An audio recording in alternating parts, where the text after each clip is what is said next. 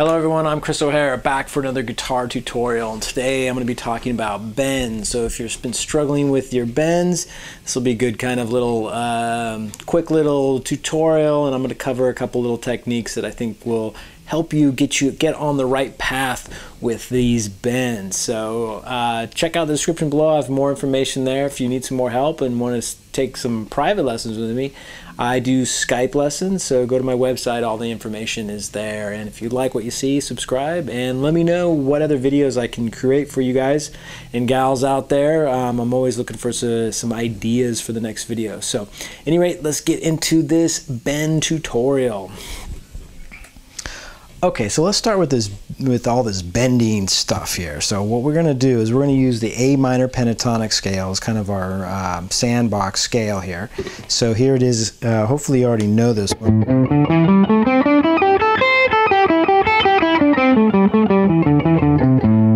Okay, this is right at the 5th fret here.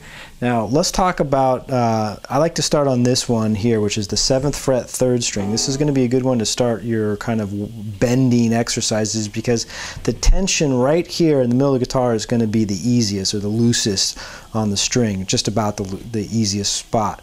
So, and also we're going to use our 3rd finger, which is a very strong finger. The other thing we're going to do is we're going to get our other 2 fingers on the frets behind it to help us push up this note here. So what you need to do when you bend, take a look at my hand position. See where my thumb is, see where my fingers are, see the angle of my fingers, where they're kind of sitting. It's hard to do a bend like this because it's hard to get our thumb above. So I have to kind of get a little bit more of a slanted angle with my fingers like this.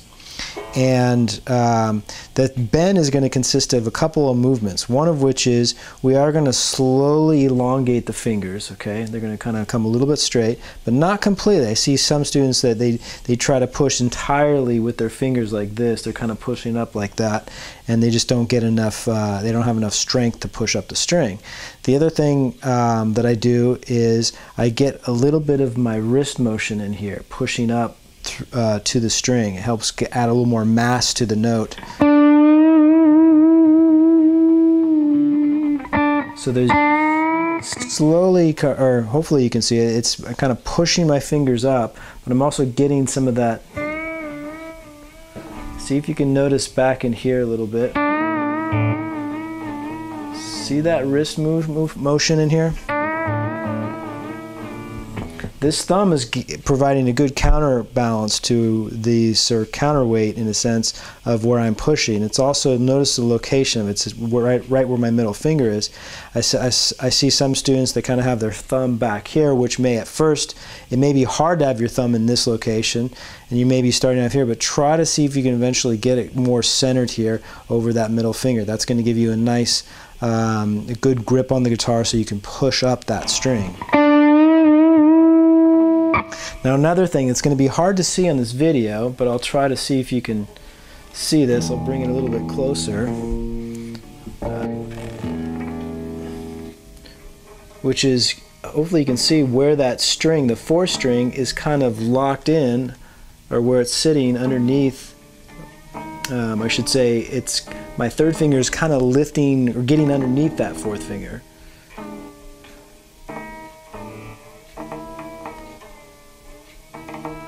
It's not underneath it, and sometimes I see students, they get this string here, this 4th string, they get it underneath it, and what's going to happen when you release it is going to pop. And so if you can kind of get underneath it and then bring it down, it won't get stuck on that finger.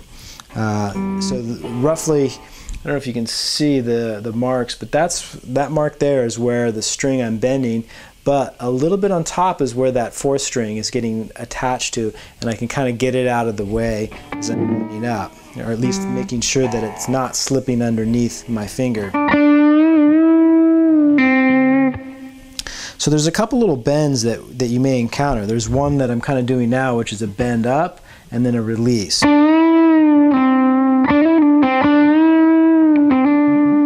Alright, there's another one where we actually have to do a pre-bend. So we're bending up, same as like it would be a normal bend, but you have to make sure that you don't hit the string before you get into that position. That's a little bit harder to get in tune because you really have to, the tune of that pre-bend is really gauged by how much pressure. You can't hear it because you're obviously not striking the note until you bend it up to the location. So what you can do is you can play the fret where you're going to be bending to. You can kind of get a feel for how much tension you need to push up to that. So there's a lot of bends that we can do. We can do half step, whole step, even quarter bends.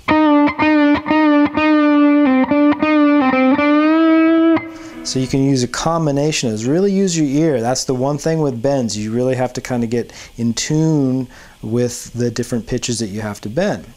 So, so here's one more style of bend that I think would be good to know. Is we've mentioned a bend and release, a pre-bend, and what about and this last one is going to be a bend, a kind of a stopping the note and bringing it back down. Those three are good to kind of work on. One song that I really like is Wish You Were Here. That beginning acoustic solo uses a combination of all these bends that I'm talking about. It even incorporates some pull-offs after you do the bends like this. So I pulled off to my first finger here. Here in the minor pentatonic, here are some locations that you want to try bending. Here at the 7th fret, at the 8th fret on the 2nd string, the 8th fret on the 1st string,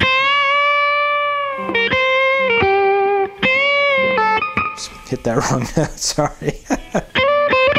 The other one which is good is the 10th fret, the 8th, you can play the 8th fret here, and then the 10th fret here on the 2nd string. That's a good location for that scale. You can even kind of bend and work your way this direction. So I bend 10, bend 8, and then I went resolve to the 5th fret right here. So try these out. Again, remember to keep the fingers, get the fingers behind that 3rd finger, and start with bending with the 3rd finger. That's going to be your best odds of getting the right sound. Occasionally I bend with my 1st finger, and if I'm bending with my 1st finger, it's generally I'm going to be pulling down. And you can do the same thing with your 3rd finger. You can pull down, but some strings are going to make it hard to do that. For instance, it's almost impossible to bend down on this 1st string, but you can on the 3rd and these upper strings right up here. So you can try that out. I would recommend starting with pushing up first, because a lot of the bends you're going to be doing are going to be more on these bottom 3 strings, and it's good to keep that, or to learn that motion there. But over time, as that starts to come together, then start to work with bending downward, because bending down definitely gives you a different feel to these bends, and you can do slightly different things bending down than you can bending up because of the nature of what you're doing. Thanks for watching this short tutorial, and hopefully it helped. And if you have any questions, please let me know. I got more information on my website, so you can check out the links below. And if you have some ideas for some other videos I can create, I welcome them. I'm always looking for ideas, so please send me those. Anything else? I think that's it. All right, thanks for watching, and I'll see everybody in the next video.